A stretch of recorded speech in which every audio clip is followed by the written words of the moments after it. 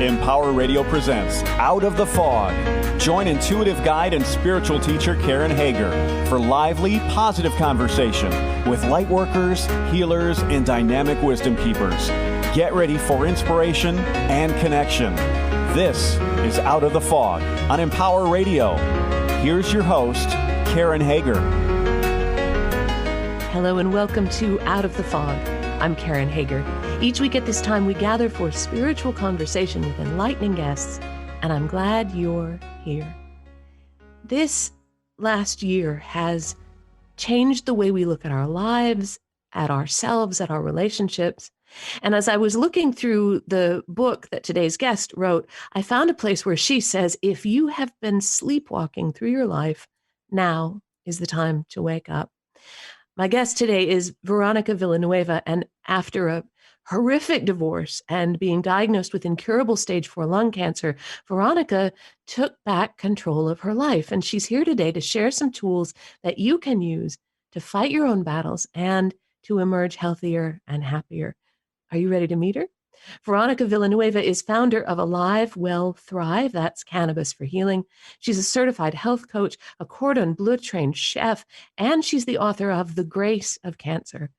Veronica aims to inspire others to embrace a holistic lifestyle built on a commitment to growth, eating healthy foods, taking the time to create memorable moments, and, of course, fostering loving relationships. You can find out more about Veronica and her work at veronicavillanueva.com and alivewellthrive.com. Veronica, welcome to Out of the Fog.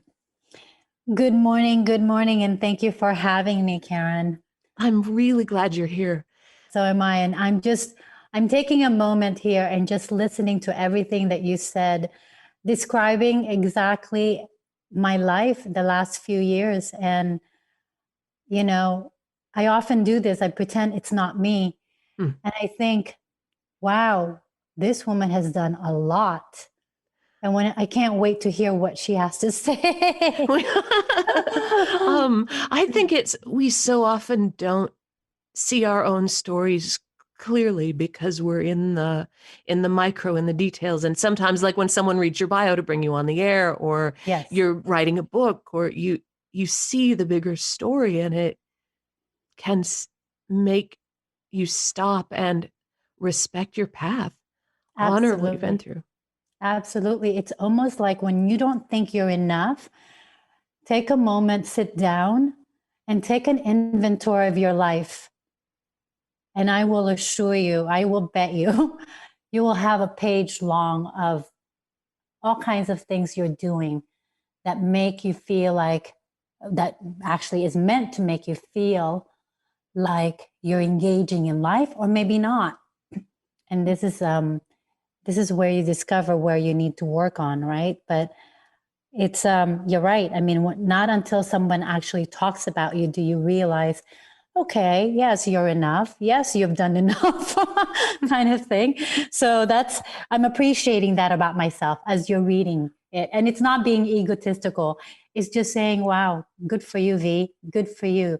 You wanted to do that and you're doing it. So thank you. Well, and we can fall into habits, I think, patterns of relationship, patterns of how we treat ourselves and our body that minimize us, that don't honor our journey, don't honor what we want to do. And so I think the first thing I'd like to ask you is, how do we know when something is making us sick so that we don't have to get to the big, like, blowout stage? How can we know when we're holding those habits and patterns that minimize us, or we're not respecting ourselves? What are some of the warning signs that something's not right? I think an overall feeling is you're just not happy. You're not thriving. You feel burned out, and you're looking for something that's going to make a difference in your day. And you don't quite understand you can't pinpoint exactly what's causing it. It's just an overall feeling. And then it's confirmed by how physically you feel. Because an emotional struggle isn't one without a physical struggle. It's connected. We just don't know how to connect it. And at that time in my life, I didn't know how to connect it.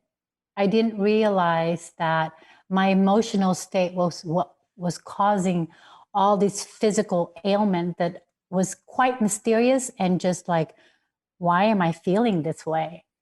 And later on, not until I was diagnosed with cancer did I realize and put the two and two together and like, wow, how impressive it is that our mind and body and soul are so interconnected. And once you realize that, you cannot afford to dishonor any parts of your life because one will become affected and then the other, and then there's chaos in your life and then chaos in your body. That's what happened to mine. Well, and I wanted to ask you about that as you were going through that experience, just a awful divorce, followed by ill health that led you to the hospital, that led to that discovery of cancer. How did you get through that without just losing it? The desire to live, the desire to want to find that happiness that I was robbed of in the first part of my life, the knowing that I'm a good person, that I'm meant to be here and be part and engage in this beautiful world, just believing that I am supposed to learn something from this that's going to propel me for the next big thing that I'm going to commit to in life. And that's exactly what it is. That's what happened to me. So whether I manifested that or whether that was planned for me, both. And I wouldn't probably have it any other way because I love who I am today. And I had an accelerated path to that because of cancer.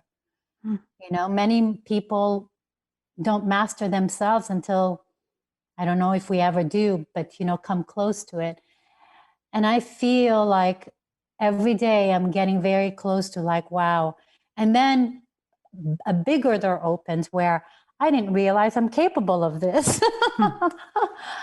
And that hence explains all the things I was able and continue to be able to do while I have had this disease in my body. There's a popular kind of belief that physical issues are consequences of us not doing something right emotionally. So if I don't express my anger, I might get cancer. And there can be a kind of and I find it unpleasant. I am not on the side of this way of thinking, which is why I bring it up. There can be a way in which we look at people who are going through life-changing challenges like this, whether it's divorce or cancer or whatever it is, and we say, well, I'm a better person than that. I think all the right thoughts and therefore nothing happens to me. I wonder if you can speak into a little bit how, if you agree, how toxic and dangerous that is. I think we're all guilty of this. I think it's the way we were socialized, we were conditioned, we were raised is, you know, at some point in our lives, we just don't feel like we're good enough. So we self-sabotage, and self-sabotage can manifest in so many ways. You know, it's when you talk to yourself constantly. You're right, when you really are in the moment and you catch yourself, you say, oh, that's really stupid. Oh God, how stupid was I? You know what? Oh, I can't do that. There's so many I can't, I won't.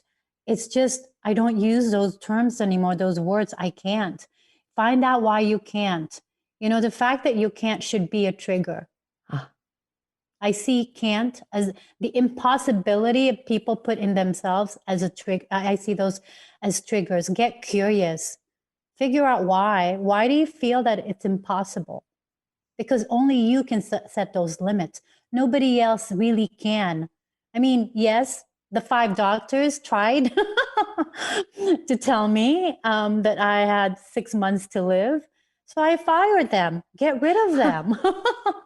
Get rid of people who are saying no to you because they don't know you. They don't know what your capability, they don't know, even you don't know what that is until you're there. So anybody that limits you should not be part of your your cheerleading squad, your life. You need to create a life that is going to help you thrive, not disempower you, not make you look at yourself and say, I'm not good enough. I mean, yes, those people exist in your lives and they're there for a reason. Again, get curious. Why? Because perhaps they're there to give you that hint or that sign that you must move forward or that you have to change a certain behavior. So, for example, before I came onto the show, you said you and your producer were talking about maybe changing your name. Okay. So I take that very seriously. And then I hop on and then I call you Kim. Okay. To me, that's not random. Right. Okay. That to me, that's why I called my book, The Grace of Cancer. I've had many moments like that. I believe we are given moments like that. We just choose to ignore them or we're just not aware.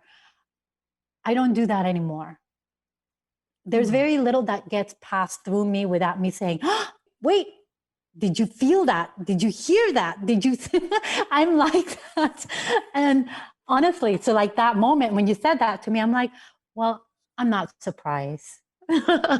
It's true, because when you pay attention, you start to see the connections and the synchronicity and miracles and the way that in my way of looking at it, the way that energetically we are all connected. Absolutely. And once you start to see that, it's very hard to look away. Yes, because these are the kinds of signs that we all, at least I'm praying for. You see, I think we pray for things to go away.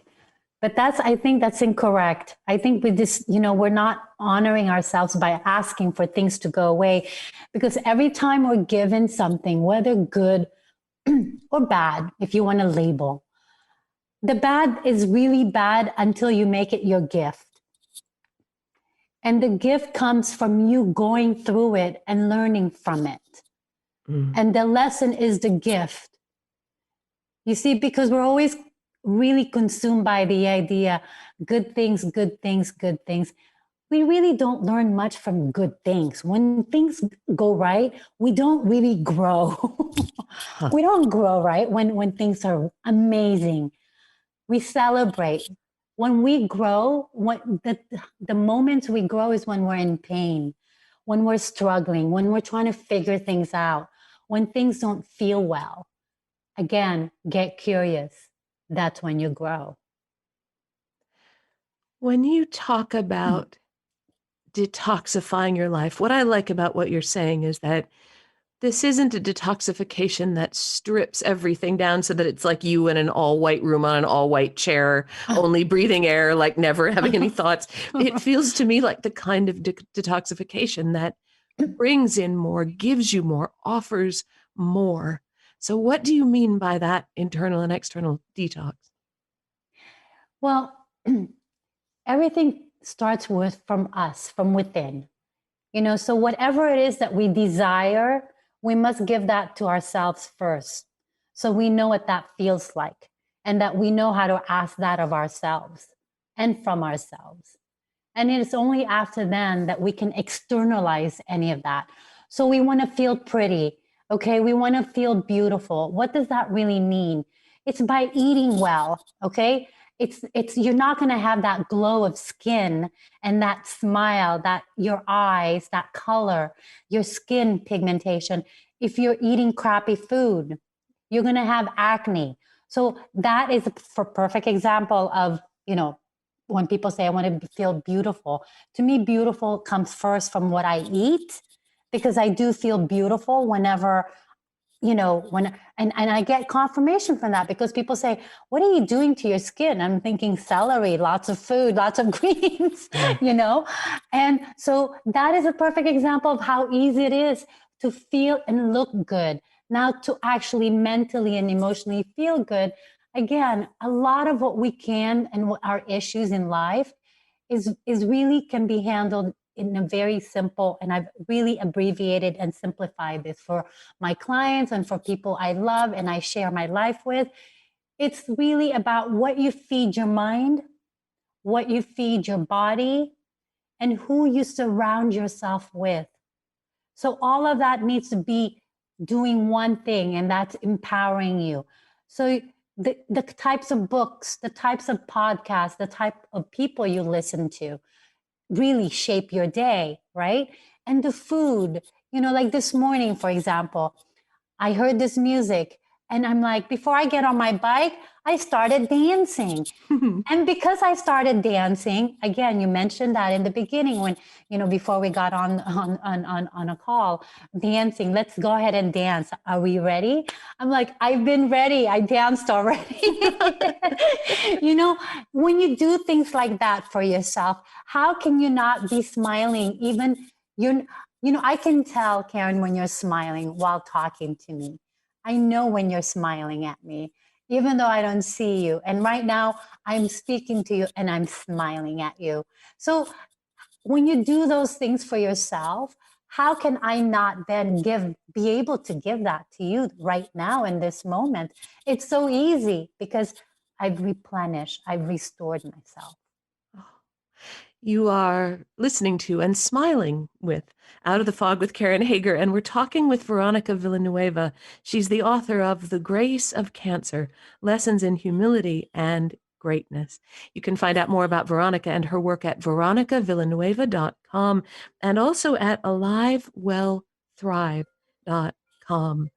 Veronica, I love that idea about being clear enough and open enough to receive what other people are sending our way. So I send you a smile, you send me a smile. There's the freedom where you can allow yourself to dance, even if maybe that day you're in pain or you're tired or you don't feel great or you don't know or you're sleep. Where we give ourselves, instead of being limited by our physical circumstances or feeling punished or afflicted by them, that we can go ahead and receive more. So as you work with clients as a coach and as a trained chef and as someone who is passionate about people's health, what is the most important thing do you think a listener could do right now to start to receive more, to start to take control back?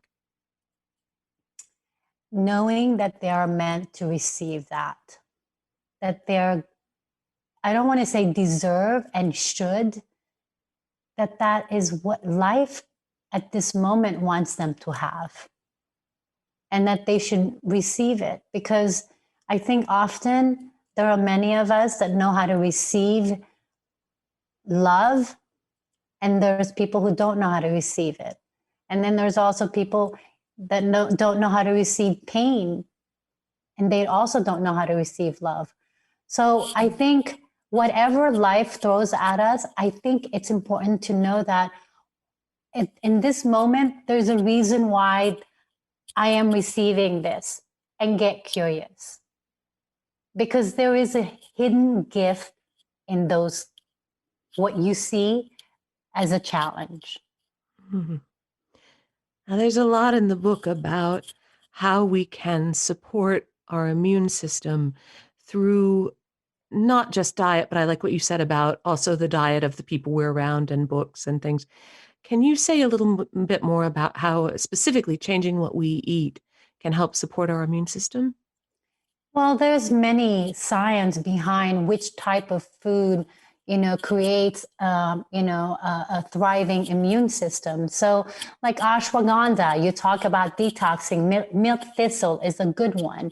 Like ashwagandha is an adaptogen. So it's on a cellular level because, the thing is, what's really important to know is when you want to boost your immune system, the same thing when you want to boost your life, and this is where I try to really draw the connection with many people, is if it's applicable in one area, it is applicable in the rest of your life. So when you're boosting your immune system, you're also boosting your life. So in this case, you physically, it's eating right. And then now in your outside of that, it's boosting your life with the right people. Now, if you have people who are negative, that releases bad hormones, bad, chemicals in your body.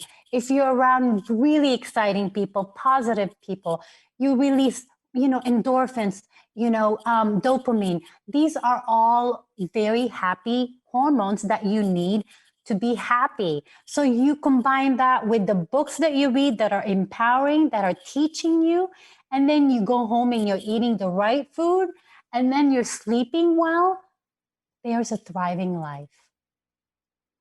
How can, so it's easy. It's every single, you're doing what you love career-wise. You have the right type of people that support you, that do not give you a hard time for wanting to live a very healthy life. You're sleeping well. You're educating. You're committed to your own evolution and to your own happiness. You're active in life. You're engaged. You're exercising. And, how can you not thrive? Honestly, I've just described to you what my life looks like and how it can be achieved by all of us. And by allowing yourself to be alive, and that includes imperfection, it includes pain, it includes making choices that afterwards you're like, oh, what was I thinking? And it also includes making choices that make you just shout with delight. Yes, that was right. Yes, more of that. I don't feel like there's an obligation to, we're not here to be perfect. We're here to be alive, to have the experience. Yes. And being alive is being imperfect. Mm-hmm. Look at trees. They're imperfect during winter. They go through an ugly period where they lose their leaves. They're bare naked. We need to get to that point too in our lives. We go through these shedding moments, but most of us are scared to, peel off layers because we feel that, we're not going to like that person. No, it's actually on the contrary. It's when we make space, when we peel off those layers, that we are able to become our potential, our best version yet. We're not very different from nature. We also must go through metamorphosis until we are not here anymore. But many of us stop developing for some reason. Somehow we got into our mind where, okay, I'm done with college. Now I have a job. I'm all set. No, you continue to learn. Mm-hmm. You continue to evolve. You continue to grow. Veronica, the clock is catching us here. Can you let the listeners know how they can connect with you and your work? What will they find on those websites? So veronicavillanueva.com is my coaching, and The Grace of Cancer, which is my book. AliveWellThrive.com are my CBD and cannabis for cancer purpose, and also it's specifically for medicinal purpose. It's not recreation. And you can follow me on Instagram, the Veronica Villanueva, and also Facebook, Alive Well Thrive and Veronica Villanueva. Wonderful. Veronica, thank you for being on the show. Thank you for smiling and dancing with me today. Thank you for joining me in my journey and for having me. And, anytime I get interviewed and people get curious about me, I always say you're part of my healing journey, then you become part of another person's healing journey. So I thank you. I really do. Thank you. That is Veronica Villanueva. Her book is The Grace of Cancer, Lessons in Humility and Greatness. You can find out more about her coaching and about the book at veronicavillanueva.com, and at AliveWellThrive.com. You can explore the cannabis and CBD offerings for medicinal use. So that's alivewellthrive.com, veronicavillanueva.com. Find Veronica on Instagram and on Facebook as the Veronica Villanueva. And of course, you're always welcome over at KarenHager.com. It's a great place to find out about upcoming classes and events. You can even book a private session with me there if you're so inclined, if you're looking for a little insight on your path. You can follow me on Facebook and on Instagram. I am at Fog City Psychic. That's my old name from long before I started doing podcasts or anything else. So find me there at Fog City Psychic. And we've started putting these episodes up on YouTube. So if you go to youtube.com and search for Karen Hager, you'll see my smiling face come right up. And there are some audios to episodes of this program that you may have missed.